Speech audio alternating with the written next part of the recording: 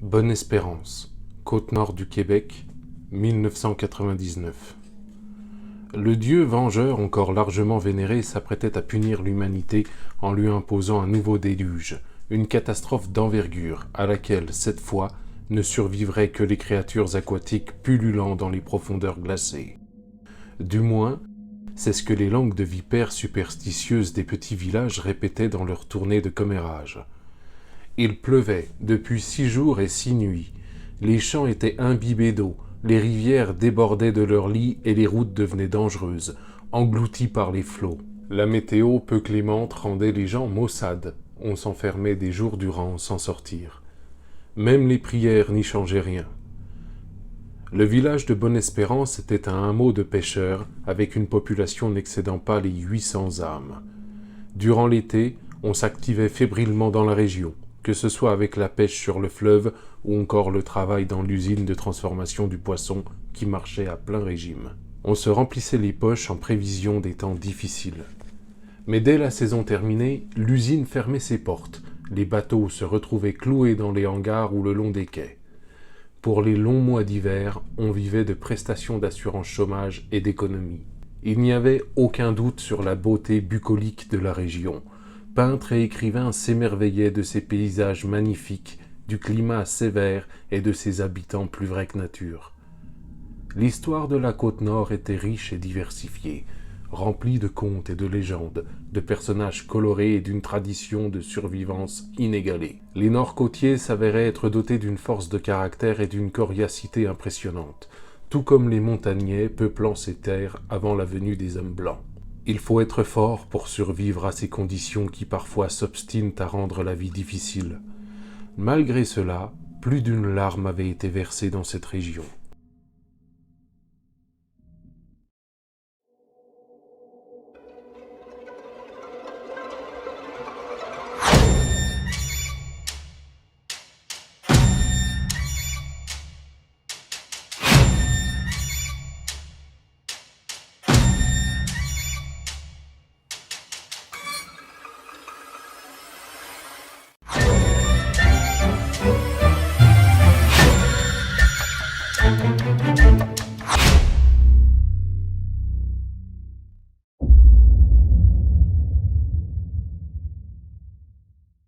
Bonjour, bienvenue à toi sur cette chaîne, merci beaucoup de passer une tête dans le coin. J'ai dit précédemment que je commencerai chaque vidéo par une bonne nouvelle. Ce n'est pas sans émotion que je t'annonce aujourd'hui qu'hier j'ai détartré ma machine à café avec succès. Voilà. Ah oui, et dans les jours prochains, je vais organiser sur cette chaîne le premier live participatif, en espérant qu'il y ait un minimum de monde au rendez-vous, parce que sinon... on va bien se faire chier. Enfin bref, j'aurai l'occasion de te reparler de ça plus tard, mais pour le moment... Bouquin. Je vais te parler aujourd'hui du livre « La petite sirène », écrit par Sylvain Johnson. Il existe une trentaine de livres à l'heure actuelle, dont notamment Peter Pan, Pinocchio, Boucle d'or, Peau d'âne, Le joueur de flûte, Blanche-Neige, La Belle au bois dormant, La Belle et la Bête et La petite sirène.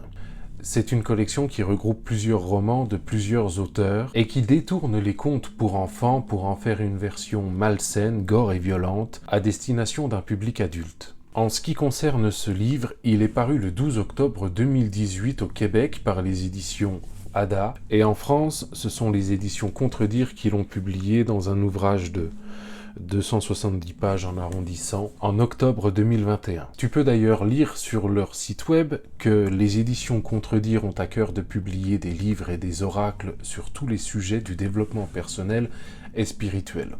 Alors, sans commentaire. Cette collection semble faire l'objet de spéculations. Il est vrai qu'aujourd'hui, les éditions Contredire n'ont publié que 16 romans sur la trentaine qui existent, au prix de 14,90 € chacun. Un peu de patience, et les autres vont arriver. J'ai vu des prix sur les plateformes d'occasion à plus de 400 €. Si tu fais partie des personnes qui cherchent à vendre leur exemplaire à un prix complètement éclaté, tu es ce que l'on appelle communément en langage littéraire un gros bouffon. Enfin bref, Sylvain Johnson est un auteur québécois né le 5 avril 1973 à Montréal. Il a grandi dans la petite ville de Sainte-Thècle, pardon pour la prononciation, environ 2500 habitants. Maintenant expatrié aux États-Unis et plus précisément dans l'État du Maine, il a pu compter sur son ami Norman Beaupré, un auteur américain d'origine québécoise pour parfaire son écriture et il le considère comme son mentor. Sylvain Johnson écrit des récits horrifiques, fantastiques et de science-fiction. Dans la collection des contes interdits, il a écrit Le joueur de flûte, Cendrillon, Casse-noisette et également Henry, le garçon homard, un roman centré sur l'un des personnages présents dans La Petite Sirène. Je pense que, comme beaucoup, tu as l'image d'Ariel la Petite Sirène, le film d'animation des studios Disney. En ce qui concerne ce bouquin, c'est très simple, sors-toi ça de la tête immédiatement, ça n'a rien à voir.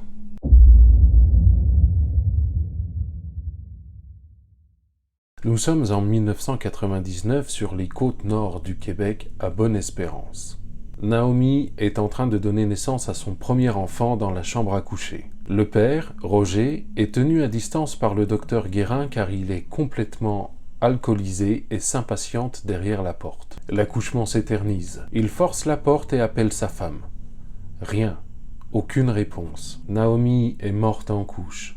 Il s'approche de son enfant et ce qu'il voit le rend foudrage. Le nouveau-né est atteint d'une malformation congénitale rare nommée la sirénomélie. Il a les deux jambes fusionnées. Incontrôlable et alcoolisé, il arrache l'enfant des mains du médecin et se précipite dehors. Sa femme est morte en donnant naissance à un poisson, une créature monstrueuse. Impossible pour Roger de l'accepter. Il lance l'enfant dans les eaux tumultueuses du fleuve Saint-Laurent, rentre à l'intérieur, prend son fusil et se fait exploser la tête. Le docteur Guérin parvient in extremis à sauver le nouveau-né. 3 jours plus tard, afin d'éviter la souffrance de l'enfance en orphelinat, le docteur confie l'enfant à un cirque. Il pensait bien faire. Angela. Et elle a bien grandi. Elle a maintenant 19 ans. Elle a intégré le cirque et est présentée comme l'attraction principale de la foire aux monstres. Approche. Elle vient découvrir une vraie sirène. Mais en réalité, Angela est enfermée toute la journée dans un bocal rempli d'eau croupie et patauge dans sa propre pisse. Le soir venu, elle a à peine le temps de trouver un petit peu de réconfort auprès de Henry, le garçon homard, que le directeur vient la chercher. Il l'emmène dans un autre endroit, à l'écart, où elle est prostituée de force. Violée par des spectateurs qui ont passé un arrangement financier avec le directeur du cirque, rien n'échappe aux webcams qui diffusent tout sur Internet. L'un des agresseurs est le juge Norman Rousseau, un homme puissant, cruel et pervers. Le moins que l'on puisse dire, c'est qu'il y a pris goût, puisqu'il ne pense qu'à une seule chose: recommencer. Suite à un différend à propos d'Angela avec le directeur du cirque, le juge retire le permis d'exploitation. Le directeur est foudrage. Il rentre dans la roulotte d'Angela et d'Henry, la conduit à un lac à proximité et la noie. Mais elle survit et parvient à retourner au cirque avec l'assistance de Solange, la cuisinière, qui lui confie un revolver pour qu'elle puisse se défendre. Une fois sur place,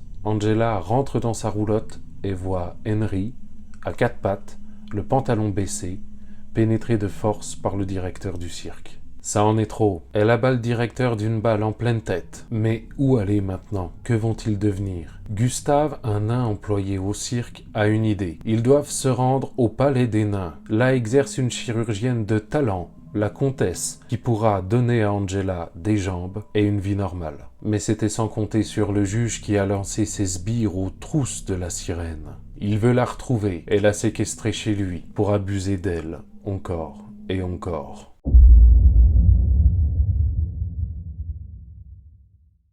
Il ne s'agit pas d'une histoire fantastique. Au contraire, le récit se veut réaliste, et il est d'ailleurs précisé en avant-propos par l'auteur que le personnage ne souffre pas de sirénomélie afin de tourner en dérision cette malformation réelle, mais pour donner au personnage de la sirène une condition explicable. Il s'est également inspiré du Palais des Nains, une attraction qui a réellement existé rue Rachel à Montréal de 1913 à 1970. Attraction qui consistait en une grande demeure dans laquelle tu pouvais pénétrer pour y découvrir une décoration bourgeoise à l'échelle adaptée aux personnes de petite taille, avec des vraies personnes de petite taille déguisées en aristocrates. Voilà, qu'est-ce que tu veux que je te dise? On retrouve dans ce roman une dénonciation du traitement des personnes handicapées physiques qui sont toujours considérées comme des anomalies par les autres protagonistes de l'histoire. Et c'est assez évident, tu l'auras compris, Angela, la seule chose qu'elle désire, c'est se sentir normale et pouvoir mener une vie pépère. Et pour cela, elle est prête à tout, quitte à mettre sa vie sérieusement en péril. Et c'est là où ça commence à déconner, car concernant cette histoire, le seul mot qui me vient à l'esprit, c'est surenchère. Cette histoire est une succession de surenchères à tel point que ça finit par ne plus être réaliste. Les choix faits par le groupe d'Angela sont de plus en plus pétés de la tronche, et l'absence de réaction des personnages est aberrante. Durant sa quête, Angela est amenée par exemple à danser sur la scène d'un strip club dégueulasse, entouré par les clients du lieu qui transpirent la luxure par tous les pores de leur peau. Et là, entrent en scène deux danseurs qui tentent de violer Angela sur scène en public. Réaction des amis d'Angela, oh bah c'est un peu abusé ça quand même. Oui. Quand j'ai commencé cette lecture, j'étais dans un état d'esprit, mais qu'est-ce que c'est que ce truc? Et par usure, ça s'est transformé en... bah on n'est plus à ça près. Je me questionne surtout sur le public cible de ce roman. En 4e de couverture, tu peux lire « Interdit aux moins de 18 ». Alors, bien, mais je m'attendais à quelque chose de plus adulte. Interdit aux moins de 18, ok, je respecte. Et j'ajouterais aux plus de 20 aussi. Un public d'adultes juvéniles. Typiquement le genre d'histoire qui te permettra après de dire à tes potes « Ouah, j'ai lu un truc dégueulasse et en plus il y a de la baisse dedans. » Bon bah c'est bien. À un moment, l'auteur te propose une scène de type « Les ragnagnas, oh c'est dégueulasse » et la lourdeur. Et ça va, j'ai plus 14 ans non plus. J'ai terminé cette histoire avec une sensation de sans saveur. C'est-à-dire que je n'ai pas aimé, mais c'est pas nul non plus. J'ai eu quelques bons moments dans cette lecture à partir de l'instant où j'ai stoppé ma quête de cohérence. Cohérence qui prend d'ailleurs un coup dans l'aile d'entrée de jeu puisqu'on te parle d'une foire aux monstres au Québec en 2018. Je répète, en 2018. Pourquoi ne pas avoir situé ce récit au 19e siècle? Quand les personnages arrivent au Palais des Nains, tu as une scène de dîner, et alors là, c'est du grand n'importe quoi. Je ne sais pas si le but était de faire peur, mais moi j'étais éclaté de rire. La plume de Sylvain Johnson est également très particulière, car très typée méthode d'écriture. Tu as une suite organisée d'événements, de conséquences et de dialogues. À aucun moment, ce roman ne bascule dans un récit des émotions. C'est glauque, c'est violent, c'est cruel, mais l'auteur ne présente que trop peu le ressenti des personnages. Ça donne une impression de protagoniste déshumanisé et complètement insensible. En ce qui me concerne, ça a complètement coupé l'identification que j'aurais dû avoir. Alors voilà, j'ai lu La Petite Sirène de Sylvain Johnson dans la collection des contes interdits. Je suis fier de l'avoir fait et de l'avoir terminé. Je ne suis pas du tout fermé à l'idée de découvrir d'autres œuvres du même auteur ou un autre conte interdit. Mais celui-ci ne me correspond pas. Je n'ai pas envie de me boucher le nez devant cette histoire car il est possible de la prendre comme un simple divertissement. Je ne veux pas me la jouer précieuse, ridicule et intellectualiser toutes mes lectures. En résumé, bof, mais pour passer le temps, ça fait le café.